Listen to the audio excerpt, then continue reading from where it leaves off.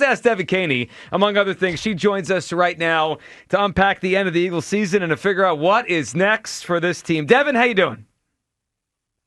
I'm doing well, guys, or I guess, as well as we all can be, still recovering from that loss, but otherwise good.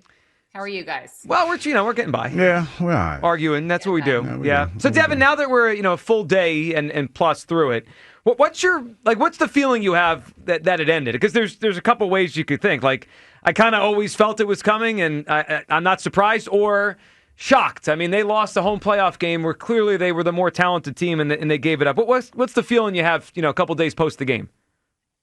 I think a mix of both, because it's shock that they lost in the way that they did, but also like not surprising that they lost in the way that they did. It was kind of poetic in a way, the way that the Eagles ended their season. Everything that had been plaguing them throughout the entire season, at least offensively. I do think defense kind of had a out of character performance against that Niners offense, but credit to Shanahan, because he dialed up some good tricky plays, and they did exactly what they were meant to do against this Eagles defense. But as far as the offense goes, I mean, we know that it was all the things that had been worrying us throughout all 18 weeks of the season. And I guess the biggest head scratcher to me is why it took the Eagles, or I guess they still haven't done anything about it technically, but 19 weeks to figure out a solution to this offense.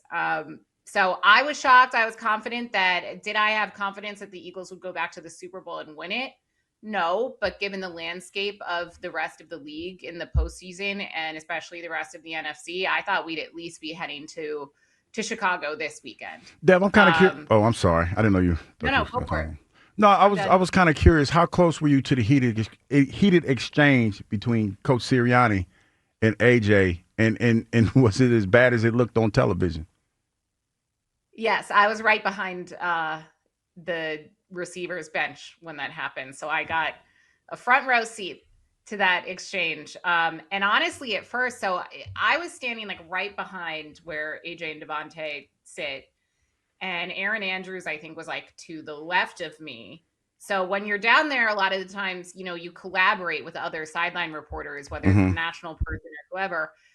And we both kind of looked at each other like, what just happened? What's going on? Because we couldn't see the replay yet. We didn't know what started it. We just saw AJ being extremely emotional.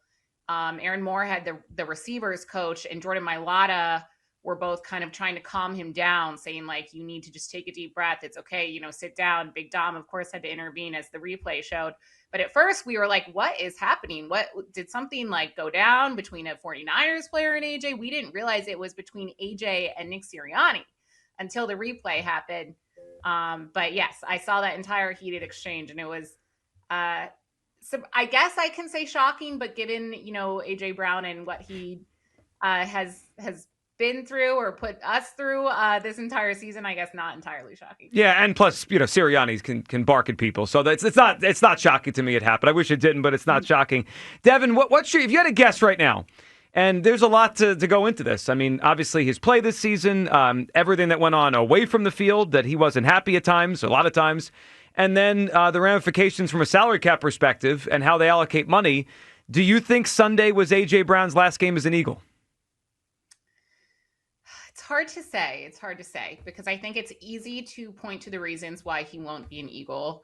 I do think that there's a misconception in A.J. Brown's happiness. I do still think he loves Philadelphia. I think he loves playing for the Eagles. I think he wears his emotions on his sleeves a lot, as we saw, on Sunday with his, heated altercation with the head coach. But I don't think that he's necessarily like unhappy here. That being said, you mentioned his contract.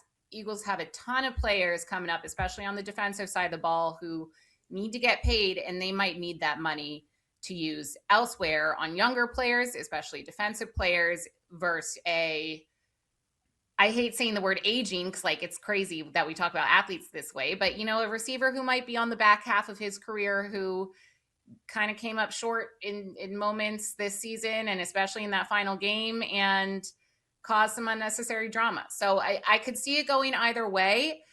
I don't think that it would be, AJ asking out. I don't think that he's like unhappy. I think he just is an emotional player. Devan Kaney with us here as we unpack the end of the Eagles season. All right, so Devan, now we wait to see what is next. And there is a general and I think understood expectation the Eagles are probably going to move on from Kevin Patullo.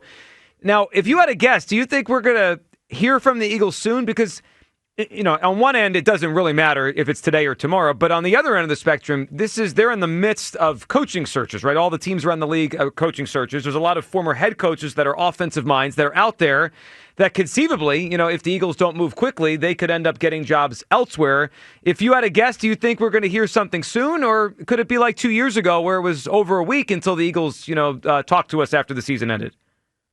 Was that how long it was? I was just wondering. I think it was like 9 days. Now, they did say 2 years ago because there was a snowstorm, I guess, on the in-between there. So, I don't know. But it felt like it took forever last time we did this.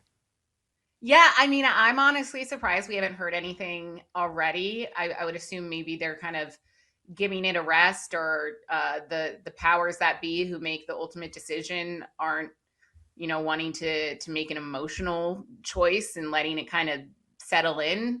But I would expect that, we'll hear within the week of Kevin Patullo's future with the Eagles. And I don't know if there's much of a future there. I heard you mention they might downgrade his role and keep him on staff. I just don't think that. I think that it's probably best for both parties if they kind of go their separate ways, but he is, really close with Nick Sirianni. So it also depends on how that relationship has lasted, or if it hasn't, throughout this loss and this entire season. But either way, I don't think Kevin Patullo will be calling plays come next season. So, Devan, last time the Eagles went out in the first round, which was 2 years ago, they made some pretty drastic changes. I mean, they imported Vic Fangio, and they moved on from their offensive coordinator, and they signed Saquon Barkley. I mean, they really did a lot, and that led them to a Super Bowl. Do you expect an offseason of big changes or tweaks around here to try to get back to where they want to be? So something that stood out to me on the Jordan Mailata show last night when Elliot and Spike were talking to Jordan was Jordan said he wished that they could keep, he knows they can't keep everyone, but he hopes that they keep about 75% or more of the guys, on the roster around. And obviously you get, emotionally attached to a lot of players, especially on the defensive side of the ball. Like, I really hope that they can keep Nakobe and Reed and Jordan Davis. And I don't know if Jalen Carter is going to, demand to get paid this offseason or not, but there's just a lot of really tough decisions and guys who have played together, especially on the defensive side of the ball, since college. And you do worry what that would do, say, if Nakobe Dean doesn't return to the team chemistry, or at least the defensive chemistry, which has been incredible all season. The same cannot be said for the offense, but the defense genuinely just looks like they're having fun and they love each other because they're all so close and they've all played together for years. So I think it's kind of balancing the team chemistry with talent, and then of course the salary cap. Like, it might be a lot easier to sign Reed Blankenship to a cheaper deal than to, have to pay Nakobe Dean, especially when you have Jahad Campbell waiting in the wings. I know a lot of people think that Jahad was a disappointment. That wasn't the case. They love Jahad Campbell. Jahad Campbell had a great season. He's a rookie, and Nakobe Dean just happened to be playing better than him. But I think that they have a lot of hope for Jahad Campbell's future with the team, and that can impact who they keep around. So I think we'll see changes. I don't know if we'll see massive changes. I don't know if we'll see a signing of the caliber of Saquon Barkley. I think tight end is a big position to watch, whether it's in the draft or in free agency or trades or what have you. That's a need. If they don't keep Dallas Goedert, they're going to have to figure out their tight ends situation. So it'll be an interesting offseason for sure, guys. Yeah, it's going to be huge. A lot of big decisions by Howie. Devan, we appreciate hopping on. We will talk soon, and you have a good rest of the week. Appreciate you.